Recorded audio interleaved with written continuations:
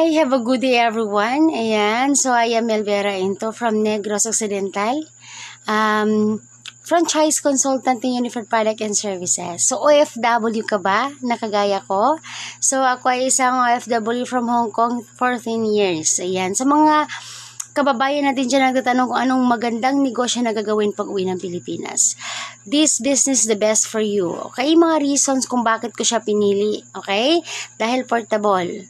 Pwedeng ipagamit sa pamilya. No expiration. No maintaining balance required. No quota. No cash ban. Ang kagandahan, pwedeng gagawin sa bahay. Hindi mo na kailangan magbayad ng tao. 'Di ba? And of course, grabe, wala itong pinipili. Pwede ito sa housewife, pwede sa negosyante, estudyante, at mga kababayan din sa abroad. Pwede nyo itong gagawin kahit nandyan kayo or mauwi kayo sa Pilipinas. Diba sa mga interesado dyan,